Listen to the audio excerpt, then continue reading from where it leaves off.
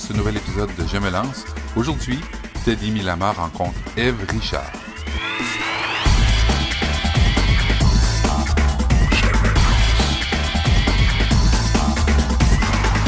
Bonjour à tous. Aujourd'hui, je suis en compagnie de Madame Ève Richard de la pâtisserie-chocolaterie L'Escurier. Bonjour. Bonjour Ève. Ma première question, très rapidement, ça va être de vous demander qui est Ève Richard. Alors, Ève Richard, c'est une personne qui est une femme d'affaires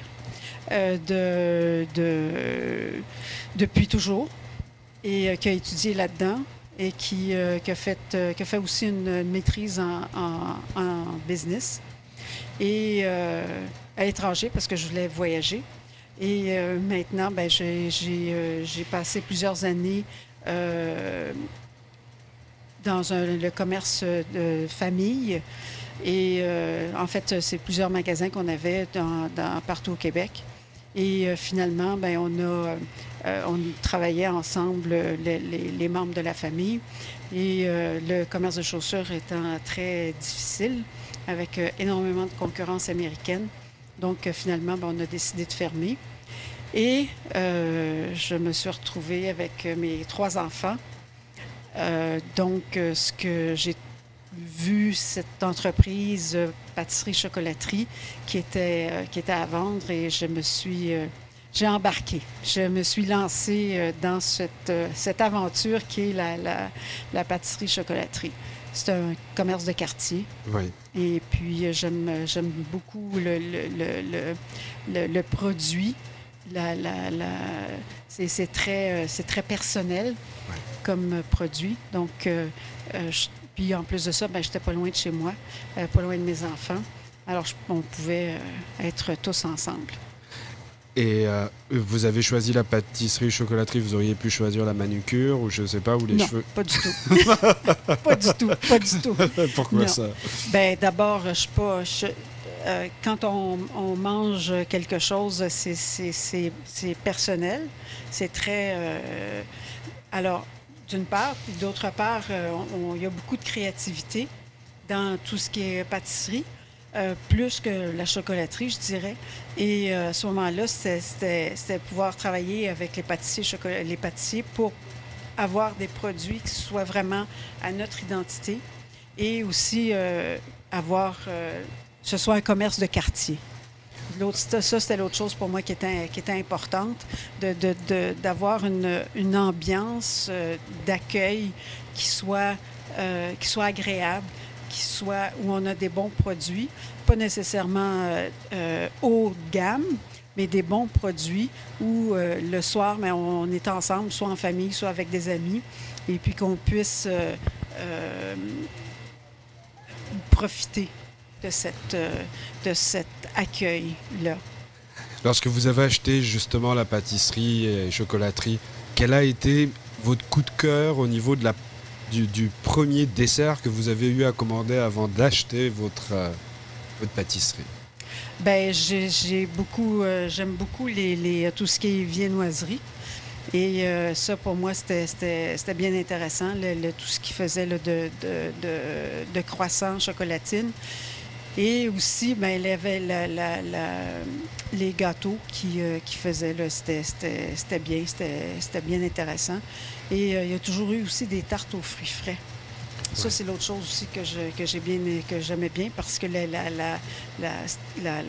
la crème pâtissière, puis la crème fouettée, tout ça qu'on met, la chantilly qu'on met avec en dessous des fruits, c'est vraiment bon. Puis une belle tarte aux fruits frais, je trouve ça, surtout au printemps là, ou à l'été, c'est vraiment beau puis c'est vraiment agréable sur une table. Oh, ça a l'air génial. Après toutes ces années, parce que vous l'avez acheté, vous avez plutôt une formation d'affaires, vous êtes une femme d'affaires. Donc, à la base, vous n'êtes peut-être pas pâtissière de formation. Est-ce que vous l'êtes devenue ou pas? J'ai pas.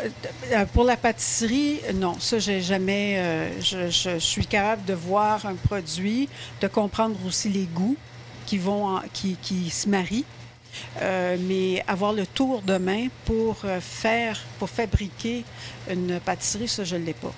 Par contre, ça, le chocolat, tout ce qui est chocolaterie, ça, je l'ai déjà fait.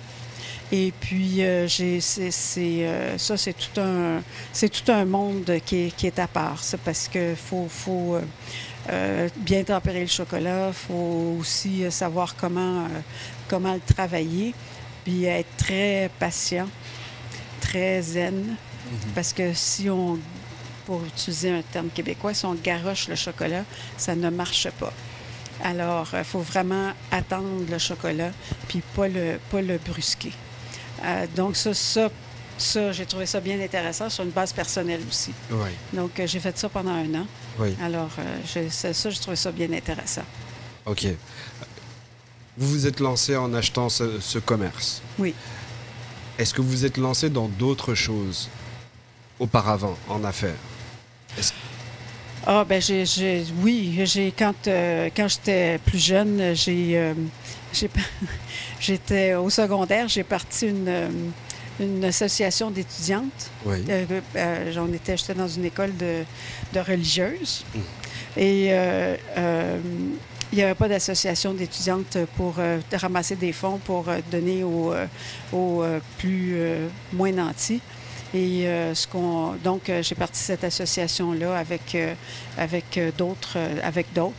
Mais ça, j'étais vraiment l'instigatrice de cette association-là. Fait que j'avais 16 ans, 16-17 ans. Non, j'avais 16 ans. Et puis, ça a bien été. On a fait des ventes de chocolat, puis on a fait de l'argent, puis on a pu leur donner. Fait que ça a été une bonne expérience parce que c'était vraiment partir l'affaire, puis vraiment de trouver un nom, puis travailler aussi avec l'école parce que je pouvais pas faire ça toute seule. Travailler aussi avec la direction, travailler avec les autres filles, puis essayer d'arriver avec quelque chose qui était intéressant. Donc, ça a été... Puis là, je ne sais pas si ça marche encore, mais je sais que ça a marché pendant plusieurs années après. Diriez-vous que vous êtes une entrepreneur dans l'âme? J'ai travaillé pour d'autres. Puis je serais pas... disons que j'aime bien avoir ma propre affaire. Ce qui est important pour moi, c'est bien que j'aime ça faire marcher quelque chose, mais d'un autre côté, je ne suis pas prête à faire de l'argent pour faire de l'argent. Je ne suis pas là pour ça. Je suis là pour essayer de m'organiser pour que l'entreprise marche bien, que les employés se sentent bien, que moi je me sente bien, que la clientèle se sente bien, puis que tout le monde y trouve son compte, sans que personne profite l'un de l'autre.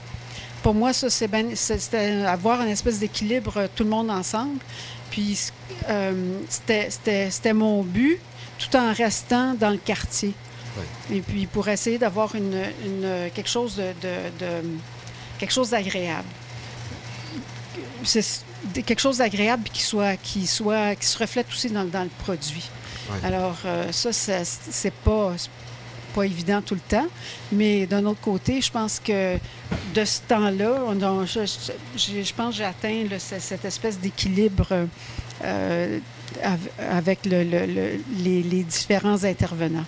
Mais d'où vient parce que vous avez parlé de trouver cet équilibre, cette espèce d'harmonie, ça vient d'où? Vous avez toujours été comme ça ou c'est quelque chose que vous avez développé ou c'est des valeurs familiales? Parce que de rendre tout le monde heureux, vous prenez un business. Généralement, ce qu'on entend en affaires, c'est rare d'entendre, rare, je mettrai entre guillemets, des patrons qui s'occupent du bien-être de leurs employés à ce point-là. Parce que quand on arrive dans votre pâtisserie, effectivement, la première chose qu'on ressent, c'est il y a la vibe. Il y a un karma qui est particulier. On est content d'être là. Ça nous fait encore mieux apprécier le produit. Vous parlez de l'implication sociale. Donc, ça vient d'où? J'ai toujours un peu été socialiste, je pense. mais par contre, je sais pas d'où ça vient. Parce que dans ma famille, un peu oui, parce que du côté de ma mère, c'est ma mère qui était en affaires, puis mon père était, lui, du côté, était plus scientifique. Et donc, c'était un peu les deux mélanges qui fait que j'ai été élevée comme ça. Puis même si ma mère était dans un monde d'entreprise, elle n'a jamais voulu faire de l'argent, beaucoup d'argent. Ça a toujours été quelqu'un qui a été... je veux bien vivre, mais je veux pas j'ai pas besoin là, d'être dans le haut de Westmount ou dans le haut d'avoir une grosse maison. Je suis bien comme ça, je suis confortable, c'est tout ce que je veux.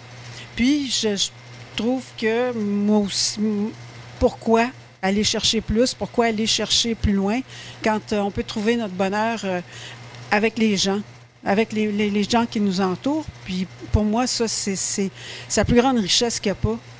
Alors, si j'essaye, je peux pas dire que c'est tout le temps comme ça, puis c'est pas... Chacun est ce qu'il est. Mais disons que pour moi, c'est important de vivre ensemble. Oui. C'est vraiment... C'est une... Comment est-ce qu'on dit ça? C'est la base. Oui. C'est la base de ce qu'on est Oui. en tant qu'être humain. Alors, de respect. Puis... Mais votre discours est touchant compte tenu du contexte, parce qu'on entend plutôt aujourd'hui travailler plus pour gagner plus. C'est plus ça le leitmotiv qu'on privilégie aujourd'hui dans la société. Vous êtes en plus entrepreneur et c'est quand même assez, je ne veux pas dire original, parce que c'est pas ce qu'on entend à la télé ou dans les médias. C'est original d'entendre une entrepreneur dire je fais de l'argent, mais le but du jeu, c'est pas forcément d'en gagner plus, c'est d'être simplement en harmonie avec mon contexte. Et ça, c'est quand même un message, on va pas dire disruptif, mais oui. mais pas loin. Comment le prennent vos amis entrepreneurs quand vous leur tenez des discours pareils? Disons que mes amis ont changé à travers les années. Disons, mettons ça comme ça. OK. D'accord? J'ai eu des amis, j'ai eu tout un groupe d'amis très aisés. Oui. Ça m'intéresse pas. Ça ne m'intéresse pas. Alors, c'est vraiment comment on peut s'arranger et s'organiser pour vivre ensemble. Pour moi, ça, c'est comme ça. C'est comme ça, la vie. Oui. Puis mes enfants, c'est pareil. J'ai essayé de leur passer ce message-là.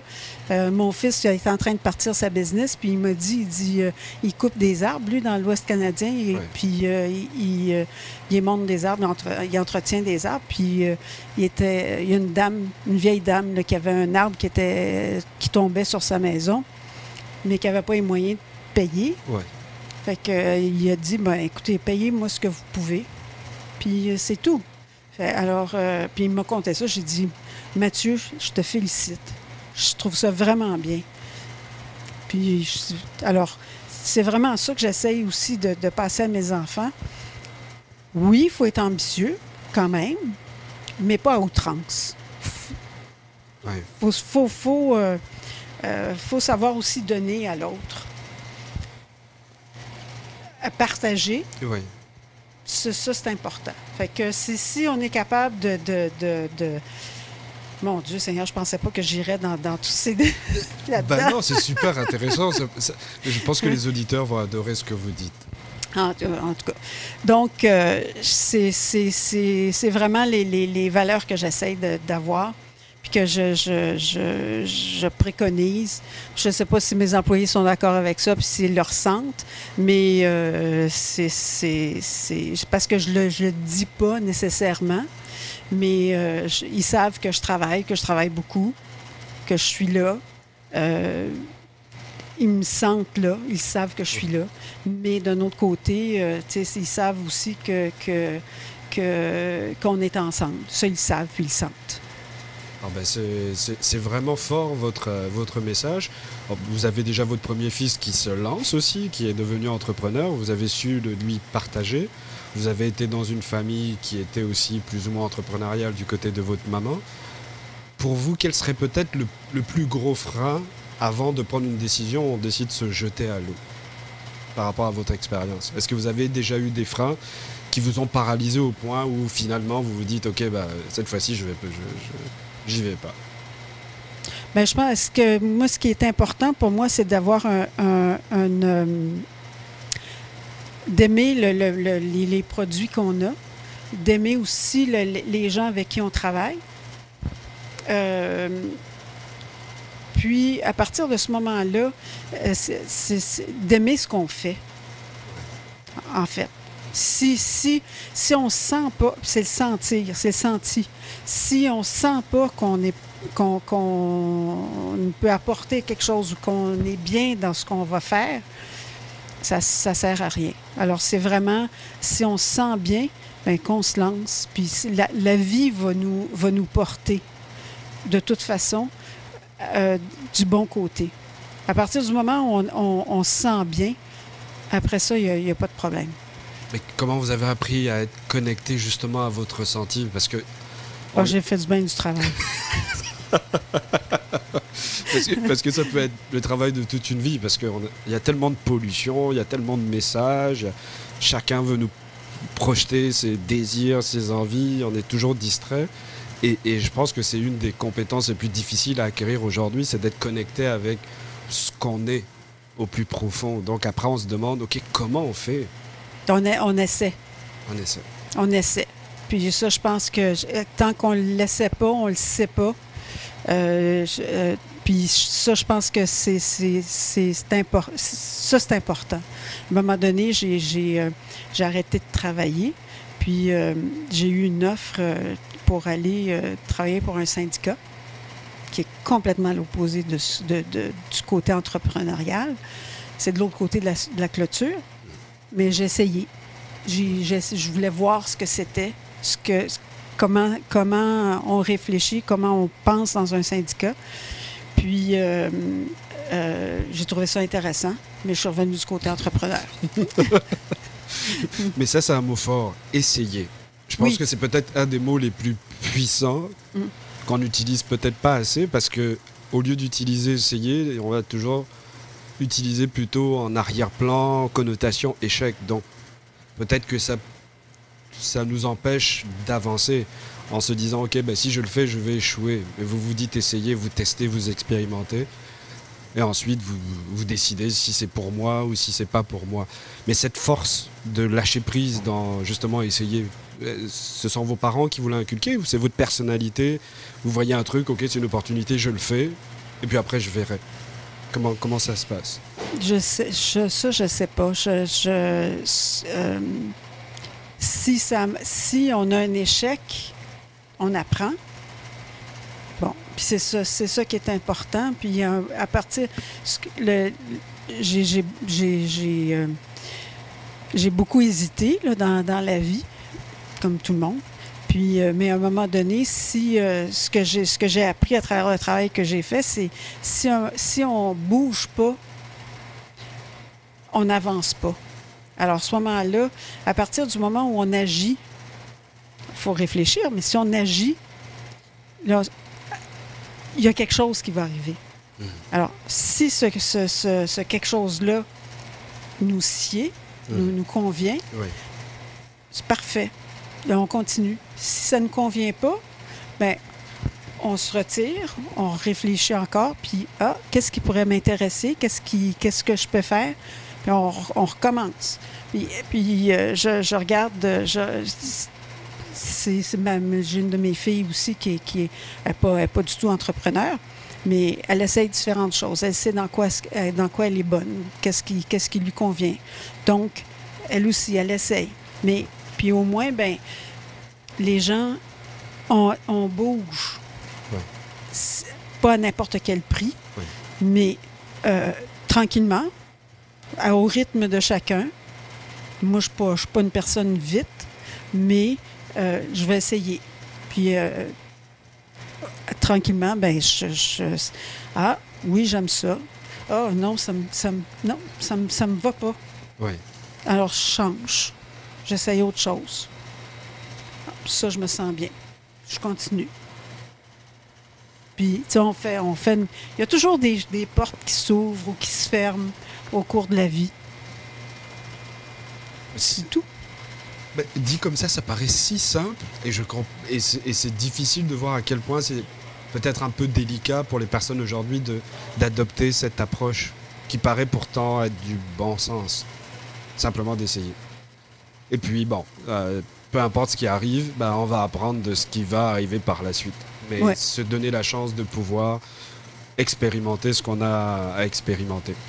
Je terminerai simplement cette entrevue par deux choses. La première chose, j'adore vos pains au chocolat. Le feuilletage. Merci. Merci beaucoup. Je suis un grand consommateur de pain au chocolat et je viens justement à la pâtisserie chocolaterie L'Escurier depuis maintenant de 2010, ça va bientôt 9 ans. Ouais. Et j'achète essentiellement du pain au chocolat parce que j'adore leur feuilletage. Donc je voulais vous dire merci pour ça.